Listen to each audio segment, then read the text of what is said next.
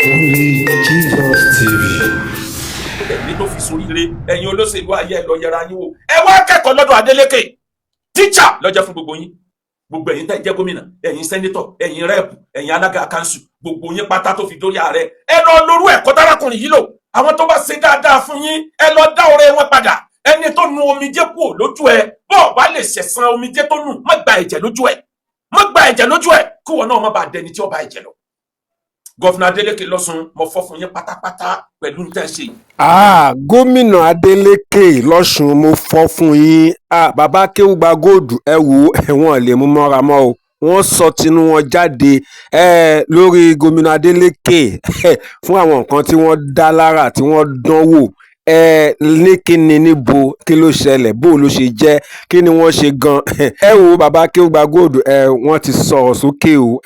wọ́n gbẹ́nu sí máìkì wọ́n sọ̀rọ̀ síta gan ọ̀rọ̀ tí wọ́n dẹ̀ sọ ẹ wò ó ta bálé ó ta boko ó ta bá gbogbo àwọn gómìnà pátápátá gbogbo àwọn tó wà nípò wọ́n tú àwọn àṣírí kan tó rọ̀ mọ́ àwọn ọpẹ́ tí gómìnà Adeleke tí wọ́n dú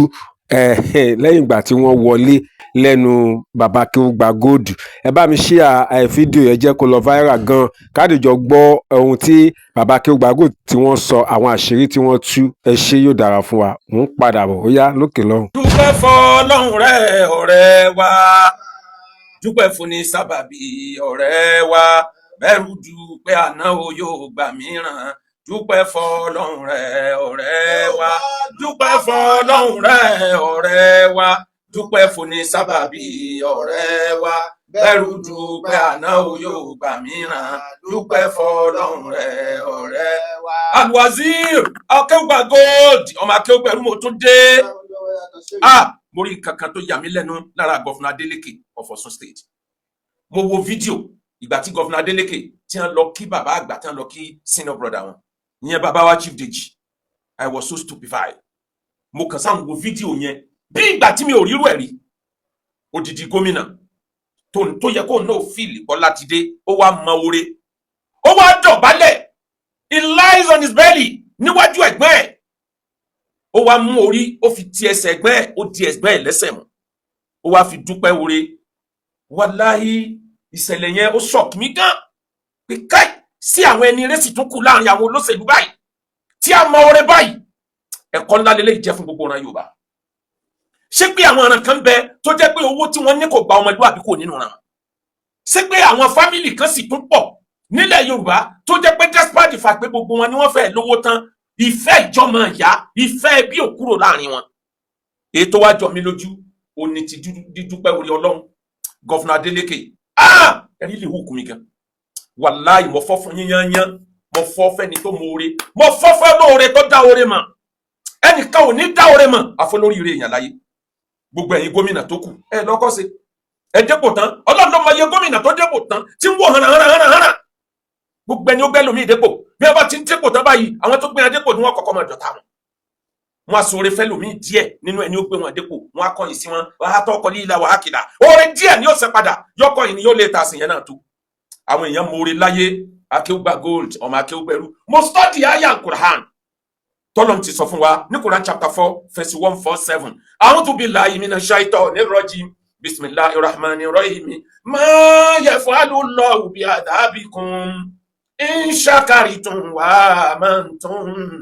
wa kana Allahu shakiran alima.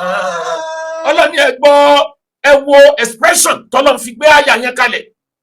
Ọlọ́run fẹ́ sọ̀rọ̀ ọpẹ́ dúdú ó fẹ́ sọ̀rọ̀ appreciation ó fẹ́ sọ̀rọ̀ gratitude ó fẹ́ sọ̀rọ̀ kẹdà ó mọ oore ó wá ní máa yẹ fọ́hálù ọba mi gbé wá bí ìgbà téèyàn ń bá olólùfẹ́ sọ̀rọ̀ ọ̀rọ̀ fẹ́ la fẹ́ sọ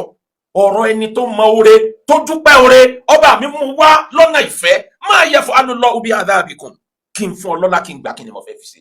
kí n fún ẹ lówó kọ́mọ̀ sí mọ́ kí n la fẹ́ fi ṣe kọ́ ọmọ bẹ láyé ká ní ọmọ sí mọ́ lójijì oore kí ló kó bí mi ọlọ́ àmọ́ bí shartin àmọ́ pẹ̀lú mọ́jẹ̀mú kan ní inshakartun pẹ̀lú májẹ̀mú méjì bí ṣàrtáì in shakartum tó bá jẹ́ pé o lọ mọ́ọ́rẹ́ supposing you are appreciative if only you can be appreciative tó bá jẹ́ pé o lè mọ́ọ́rẹ́ wàá máa ń tún tẹ́ẹ̀dẹ̀ tún nígbàgbọ́ yí pé Ọlọ́run ní í ṣe gbogbo nǹkan méjèèjì lọ́lọ́run kó bọ̀ Ọlọ́run ti síwájú aláìmọ́ọ́rẹ́ ẹ̀dá tí ó pe oore wá bẹ lọ́dọ̀ rẹ̀ bí ọba sóore ọlọ́run ló ṣe ọlọ́run kan gbé bá ọ̀dọ̀ rẹ ni ó sábàbí ni ọlọ́run kó méjèèjì pọ̀ in shakartum tó bá lè dúpẹ́ oore wa amantum tó tún wá nígbàgbọ́ pé mi ọlọ́run ni mo ṣe èyí tó túmọ̀ sí pé tó o bá dúpẹ́ oore tó gbà pọ́lọ́run ló ṣe o mọ̀ọ́re bó o bá gbà pọ́lọ́run ló ṣe tó dúpẹ́ oore lọ́dọ̀ olóore o mọ̀ọ́re o lè ṣe kán kó o fi kejì padà wa kana Allahu shakiran halima ọlọ́run lémi ọlọ́run ọba tí foore dúpẹ́ oore lémi ọlọ́run ọba tó mọ ẹni tó foore san oore òun lémi ọlọ́run ọ̀rọ̀ fámìlì Adeleke lẹ́dẹ̀ẹ́ ní tí mo lè fi wé ìtàn mẹ́rin ni mo fẹ́ sọ láàrin ìṣẹ́jú díẹ̀ ní ìṣẹ̀lẹ̀ tó ṣẹlẹ̀ ní 1945 lẹ́yìn second world war ìtàn Inherent Heavy is my brother ibi tí wọ́n ti incriminate àwọn òkú tó kú sójú ogun ibi tí wọ́n ti ń sun wọ́n níná ni wọ́n ti rí idán kan tó di ìtànjò ní àárọ̀ yìí tó wá di logo wọn nílùú Japan Inherent Heavy is my brother arákùnrin kan làwọn òbí ẹ̀ méjèèjì wọ́n kú síbi atomic bomb tí wọ́n jù sílẹ̀ ní Nagasaki àti Hiroshima ọmọ yẹn rápálá wà lára àwọn tí wọ́n survive òun àti àbúrò ẹ̀ kékeré òun gangan is a young boy kò tí wọ 20 years kò tí wọ 18 òun àtàbúrò ẹ̀ kékeré ìgbà tí oró kìíní yẹn mú àbúrò ẹ̀ ó mú bẹ́ẹ̀ tí ó de àbúrò ẹ̀ mẹ́yìn ẹ̀yìn ẹ̀ làbúrò ẹ̀ kú sí ó fi wá rìn ní odidi ọjọ́ méjì tó bá débi tí ó ti sùn kò ní tú òkú àbúrò ẹ̀ kú lẹ́yìn ó bẹ́ẹ̀ tiẹ̀ mọ́bọ́ tiẹ̀ títí tó fi wá débi tí wọ́n ti ń sun òkú níná wọ́n wá fẹ́ tú òkú yẹn ẹnìkan ló wá rí photographer kan ló wá kọ́kọ́ rí ló wá ń sọ fún pé ó dẹ̀ release òkú yìí fóun kóun ọbẹ̀ gbé this is too heavy ọmọdé tí ó ti wọ ọmọ 15 years ó ní Inherent Heavy he's my brother òkú yìí mà ti ń ṣe omi ó dẹ̀ gbé sílẹ̀ Inherent Heavy he's my brother òkú yìí mà ti ń pọ̀ lẹ́nu ó dẹ̀ gbé sílẹ̀ Inherent Heavy he's my brother títí tó fi gbé débi tán ti ń sun òkú níná ìgbà tí wọ́n gbé débẹ̀ ló tó gbà kan tú bẹ́ẹ̀tì tó fi dé àbúrò ẹ̀ fúnra ẹ̀ lọ́fọwọ́ rẹ̀ gbé síbi tán ti ń sun òkú níná ó wá sún sẹ́yìn láì sun ẹkún ó wá bẹ̀rẹ̀ sí bá ètè ara ẹ̀ kò sun ẹkún jáde kómi ọ jáde lójú ẹ̀jẹ̀ ló sun gbogbo ètè ẹ̀ wá fọ́ fún eyín tí fi ń já ètè fún ìbànújẹ́ pé àbúrò òun kò make it at last n ti ń jọmọ ìyá nìyẹn Inherent Heavy is my brother irú ẹ̀ ló ṣẹlẹ̀ lórí ọ̀rọ̀ Chief Deji Adeleke àti Governor Adeleke lọ́sùn Inherent Heavy is my brother ìgbà àkọ́kọ́ tí wọ́n kọ́kọ́ dìbò bóyá 2018 àbí nǹkan wọ́n lose Inherent Heavy gbogbo billions tí wọ́n ná ó go down the drain kò jẹ́ kó sóhun ó tún dìbò ẹlẹ́ẹ̀kejì wọ́n tún gbìyànjú ọlọ́run bá fàṣẹ sí fíksì ìbàdí ìbò ẹlẹ́ẹ̀kẹta yìí lọ́wọ́ afẹ́ le jù gbogbo eléyìí tán ti dì lọ wọ́n jáde tán ní gbogbo tí ń jẹ́ ẹbí wọn gbogbo tí ń jẹ́ ìran wọn gbogbo ẹni tó lẹ́bí ẹ̀wọ̀n lọ tẹ́bí yín ṣe àìmọye ẹni ọwọ́ àpò òṣèlú ordinary councillor ẹbí ẹ̀ òjọ́ lójú ìran rẹ̀ òjọ́ lójú gbogbo ẹ̀yin aláìmọ́rẹ́ ẹ̀dá láyé ẹgbẹ̀sán gbogbo olóṣèlú tí wọ́n ṣe lóore tí owó oore ẹ̀jẹ̀ ìyáwájú ọlọ́run àtayélẹ̀ ti bẹ̀rẹ̀ ẹ̀yà olóṣèlú tó ṣoore díẹ̀ tó gbójú kúrò tó ní ṣe bá a ti ṣe fún kò níbi ẹ ti jọ bẹ̀rẹ̀ ń bẹ nú èèyàn tó jẹ́ pé nítorí pé support ẹ̀yin olóṣèlú ó lùsì ọmọ ó lùsì ìyàwó òun gan lùsì ìgbésí ayé ẹ̀ ó lùsì ọ̀nà ara ẹ̀ olóṣèlú mi ò dẹ̀ gbójú bẹ̀ ẹnìkan ni wọ́n ṣoore fún tó dàmọ̀ yìí kò ń ṣe dandan ni kó lọ dúpẹ́ tí ò bá lọ dúpẹ́ lọ́wọ́ ẹ̀gbẹ́ ẹ̀ ta ló fẹ́ mú kò sí kóòtù tẹ́gbẹ́ ó gbé lọ dípò tí wọ́n fi mọ̀ọ́re ẹni ó ṣoore fún ọ nínú fámìlì ṣebí tí wọ́n ń sọ ní pé àwọn gbogbo yín nílò ọwọ́ àṣetán olóore rẹ̀ dàrú bóò ni ò ṣe ní dàrú ìràwọ̀ orí ibú wo ló ń gbé kí tẹ́lẹ̀ kó tó dọ́dọ̀ ẹ̀ ó ṣàánú ẹnu fámìlì tán ọwọ́ àṣetán onínúràwọ̀ yín ẹni tí wọ́n bá lọ dúpẹ́ lọ́wọ́ ẹ̀ ó sì ẹ́ lóore oníkọ́mọ̀ ṣe bí ọba ṣe bó ń lójú tì kí ni wọ́n ń jẹ̀gbọ́n wá fún èyí tí ń jẹ̀gbọ́n sínú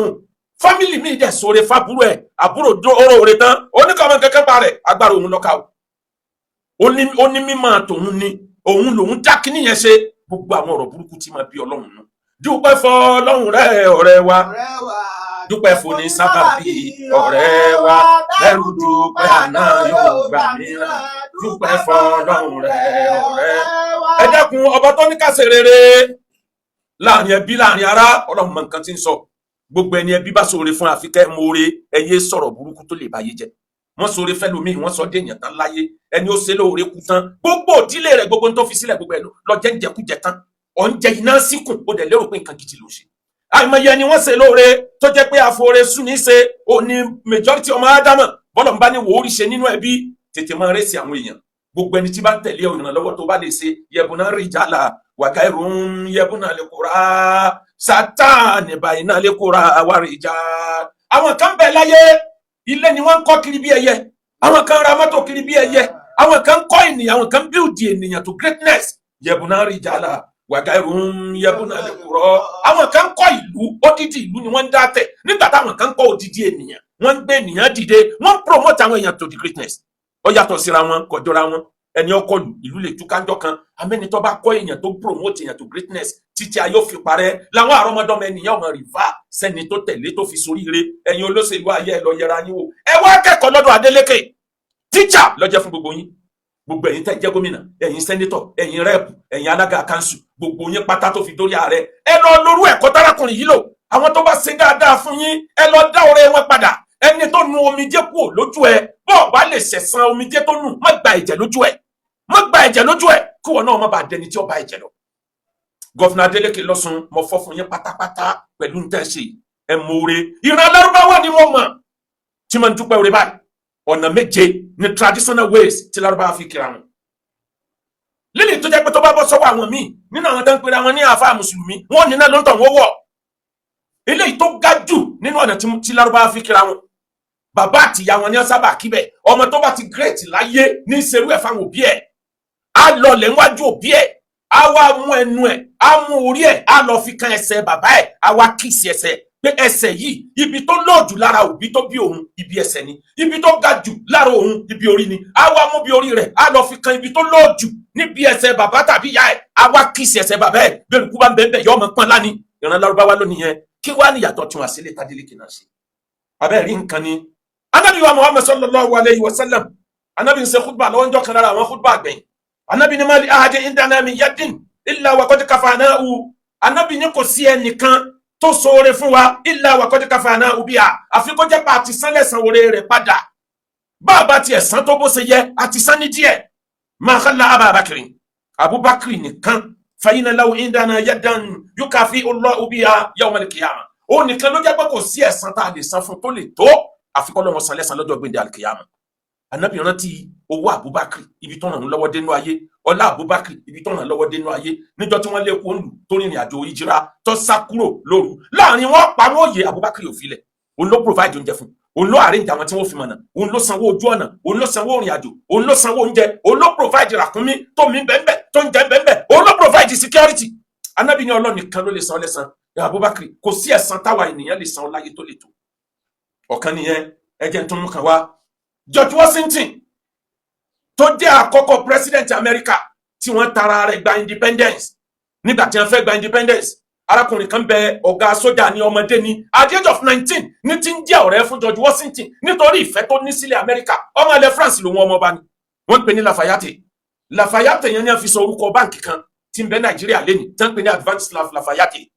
Lafayette òun ló ran ilẹ̀ America lọ́wọ́ títí tó fi make sure wípé wọ́n gba independence òun nìkan bó ṣe ń jẹ́ sójà ó jagun fúnlẹ̀ America ó jagun fúnlẹ̀ France ó jagun nígbà revolution ilẹ̀ France ó tó jagun fún independence ilẹ̀ America George Washington wá mọ̀ ìfẹ́ bàbá sọmọ níbẹ̀ láàrin àwọn méjèèjì tí George Washington fi kú láyé kò sí ọ̀sẹ̀ kan single week ó wá pẹ́tọ́ ọ̀sẹ̀ méjì yóò kọ lẹ́tà kan sí Lafayette tí ó fi appreciate ẹ̀ pé òun dúpẹ́ orí ọjọ́ sí ẹ wo adúrú ọdún tó lò lẹ́yìn independence America ọ̀sọ̀ọ̀sẹ̀ oṣooṣù ní wàá kọ lẹ́tà ní fi ń dúpẹ́ lọ́wọ́ ẹgbẹ́ ọmọ ẹ̀ pé mo dúpẹ́ lọ́wọ́ rẹ ìwọ lọ́lọ́run lò ní sábàbí tá a fẹ́ràn sí yọrí sí lamẹ́ríkà lẹ́nì àìmọye tí wọ́n fi sọ orúkọ Lafayette tọ́ran George Washington lọ́wọ́ láti gba independence fún Amẹ́ríkà dúpẹ́ fọlọ́run rẹ ọ̀rẹ́ wa dúpẹ́ fún ní sábàbí ọ̀rẹ́ wa ẹrù dúpẹ́ àná yóò gbà mìíràn dúpẹ́ fọlọ́run rẹ. tí wọ́n bá ń pín ipò àwọn tí wọ́n jẹ́ the best governor lórí eléyìí tí gọ́fìnà Adeleke ṣe yìí ó deserve the most appreciating governor tó lè dúpẹ́ oore kódà mo wò ó pé èèyàn mélòó ló lè dúpẹ́ oore báyìí kì í ṣe nítorí pé òun náà tí lówó náà ti dolówó ti dọlọ́lá lọ́wọ́ àgbẹ̀gbàlájà níwájú ẹ̀gbẹ́ bàbá tó bí ẹ ǹjẹ́ o dúpẹ́ oore fún ìyá tó bí ẹ ǹjẹ́ o dúpẹ́ oore fún kí àwọn tó bí ẹ kan so oore fún ẹ ìyẹn ò ṣe dandan pé duty wọn ni ihsan under goodness ló wà ọ̀tọ̀ ni pé wọ́n perform duty wọn tó ṣe goodness wọ́n ṣe rere fún ẹ ọ̀gá tó kọ́ ẹ níṣẹ́ ǹjẹ́ o dúpẹ́ lọ́wọ́ ẹ àwọn tí wọ́n sọ ẹ́ dé èèyàn láyé ó dé èèyàn tẹ́ báwọn lọ wá kí bó ṣe rán wọn sọ̀rọ̀ ọwọ́ àṣetán ọlọ́rọ̀ rẹ̀ ń dàrú ọ̀nà dà tọ́rọ̀ òfin ní dàrú ọba tó dá ayé tó dá ọ̀run pẹ̀lú ètò lọ́lọ́run fi dá ayé ọ̀kan nínú àwọn sàhábà tí àwọn sálàf tí wọ́n ti kọjá lọ Imam Shafi'i ó ní gbogbo ọjọ́ tó ń bá wọ̀lú Mẹdínà láyé òun ò ní wọ bàtà òun ọ̀jẹ́ wọ bàtà kọjá nínú ìlú tí bọ́dì ànábì bẹ́ẹ̀ tí bọ́dì Imam Malik tọ́jà àfa òun bẹ́ẹ̀ òun ò ní wọ bàtà kọjá nínú Medina wọn máa fẹsẹ̀ rìn kiri sign of appreciation sign of respect. ó wá lóun ò ní wọ inú ilé kan títíra àfa òun Imam Malik bẹ́ẹ̀ àfikún wọn ṣàdùwà lákòóhun tó wọ inú ilé náà àfi létí ò bá sí tíra Imam Malik bẹ́ẹ̀ lóko lòun ò ní ṣàdùwà lákòóhun tó wọ bẹ́ẹ̀. gbogbo eléyìí àfi ń kọ́ra wa lẹ́kọ̀ọ́ ni ẹ jẹ́ ká máa mọ̀ọ́re ẹ lọ mọ̀ọ́re Ọlọ́run ló dá oore fẹ́ni tó lóore ẹni ó mọ̀ọ́re ní sóore ẹni ó mọ̀ọ́re ní dúpẹ́ oore bí wọn bá sóore fún yàn tí ọba mọ̀ ń tàn wọ́n padà rú yóò padà kábàámọ̀ kan yìí. ẹ wá rí nípa rí kí n tó lọ